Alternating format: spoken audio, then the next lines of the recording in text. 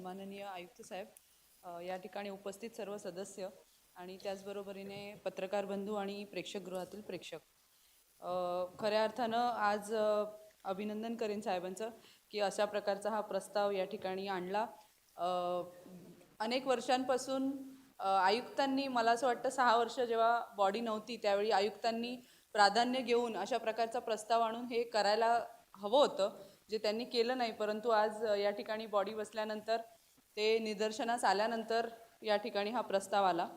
महानगरपालिका क्षेत्रामध्ये आगामी पावसाळ्याच्या अनुषंगाने नाले व गटर डिसेल्टिंग व सफाई, पावसाळी पाणी निचरा व्यवस्थापन, होल्डिंग पॉन्ड व्यवस्थापन, पंपिंग स्टेशन कार्यक्षमता, इतर पूर्व पावसाळी कामे तसेच आपत्ती व्यवस्थापनाच्या तयारीबाबत आढावा घेऊन आवश्यक ती माहिती व उपाययोजना निश्चित करण्याबाबत.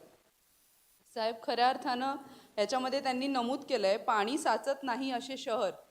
तर मला असं वाटतं CBD, आमची नवी मुंबईमधली CBD बेलापूर ही त्याला अपवाद आहे. कारण प्रत्येक वेळी जेव्हा जेव्हा भरती येते, आमच्या जसं नाथसाहेबांनी त्या दिवशी विषय मांडला की त्यांचे जे सेक्टर्स आहेत ते सगळे लो लाईन एरियामध्ये येतात. म्हणजे पाणी पातळी जेव्हा भरती येते तेव्हा पूर्णपणे त्यांच्या विभागामध्ये पाणी असतं. थोडीसुद्धा भरती आली तरीसुद्धा ती अवस्था वाईट असते. आणि प्रत्येक पावसाळ्यामध्ये जेव्हा जेव्हा जोरात पाऊस पडतो, नाथसाहेबांचा वॉर्ड असेल, आमचा वॉर्ड त्यामध्ये येत नाही, परंतु आम्हाला लागूनच असल्यामुळे आम्ही सगळे तिथे जोरात पाऊस पडायला लागले की आधीच तयारीत असतो की आम्हाला तिथे जाऊन आता उभं राहायचं आहे. परंतु उभं राहून सारखं आयुक्तांना फोन करून त्या ठिकाणी पंप लावा, त्या ठिकाणी तुम्ही आता खऱ्या अर्थानं साहेबांनी तिथे तो प्रश्न घेतलेला आहे की होल्डिंग पॉन्ड साफ करणं हा त्यातला एक सगळ्यात महत्त्वाचा भाग होता. कारण CBD हे जे आहे त्या डोंगराच्या कुशीत वसलेलं आहे. सगळ्या डोंगरातून जे पाणी येतं ते मोठ्या नाल्यांनी त्या ठिकाणी त्या होल्डिंग पॉन्डला जातं आणि तो होल्डिंग पॉन्ड जर का भरलेला आहे तर ते पाणी, जे भरतीचं पाणी प्लस हे इथून डोंगरातून येणारं पाणी, असं ते पूर्ण पाणी CBDतल्या आमच्या सेक्टर 3, 4, 5, 6 ह्या सगळ्या एरियामध्ये अगदी ग्राउंड फ्लोअरची सगळी घरं त्या पाण्याखाली असतात. आणि जोरात पाणी आलं की नाथसाहेबांनी आम्हाला तिथे जाऊन चौकात उभं राहायला लागतं. कारण ही परिस्थिती प्रत्येक पावसाळ्यामध्ये आम्हाला धडकीच भरते की जोरात पाऊस सुरू झाला की. तर ही परिस्थिती येऊ नये यासाठी होल्डिंग पॉन्डचं जे काम आता सुरू झालेलं आहे, तर ते काम सुरू आहे ही गोष्ट बरोबर आहे. परंतु पावसाळ्यापूर्वी ते काम पूर्ण होईल की नाही मला माहिती नाही, कारण त्याच्यामध्ये अजून बरंचसं काम बाकी आहे असं मला दिसतंय. आणि टेक्निकली आपण किती प्रेशराईज केलं तरी ते काम जर का पूर्ण होणार नसेल तर तिथे पाणी जमणार नाही CBD विभागामध्ये. याची दक्षता आयुक्त साहेब तुमच्या मार्फत घेतली गेली पाहिजे. नाही तर आम्ही CBDतले सर्व नगरसेवक या ठिकाणी येऊन बसणार आहोत, इथे खाली बसणार आहोत, जर का यावेळी पुन्हा CBD विभागामध्ये पाणी भरलं तर.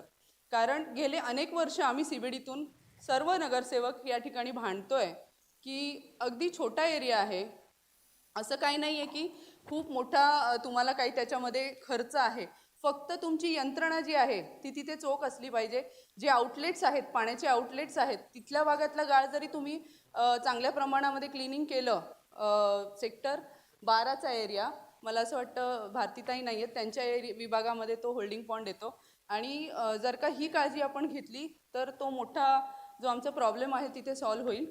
दुसरं म्हणजे इथे डिसेल्टिंग करणं, ब्लॉकेज हटवणं, रस्ते दुरुस्ती. आता ह्याच्यामध्ये आपण हे सगळं पाणी व्यवस्थापन म्हणजे पाणी निचरा व्यवस्थापन वगैरे ह्याच्याबद्दल बोलतो आहोत, पण त्याचबरोबरीने पावसाळ्यापूर्वी जे रस्त्यांवरती मोठे मोठे खड्डे आहेत ते सुद्धा दुरुस्त करणं. कारण पाऊस सुरू झाल्यानंतर मग आपण ते भरणार आणि ते ओलं असल्यामुळे पुन्हा ते डांबर निघून जाणार आणि पुन्हा आपण ते काहीतरी पेवर ब्लॉक लावणार, रेती टाकणार, असे प्रकार न करता आत्ताच ती दुरुस्ती जी आहे ती प्रायोरिटीनी करणं गरजेचं आहे.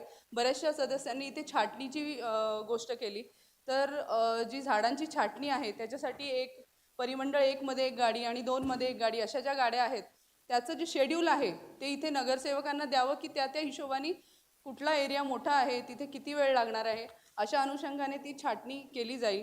इकडे एक हेल्पलाईन नंबर आपण देतो दरवेळी, आपण मागच्या वर्षी पण दिला होता, पण तो हेल्पलाईन नंबर कितपत चालू आहे, तिथे किती रिस्पॉन्स मिळतो, किती जबाबदार माणूस त्या हेल्पलाईन नंबरवरती रिस्पॉन्सिबल माणूस बसवणं हाही ते महत्त्वाचा भाग आहे.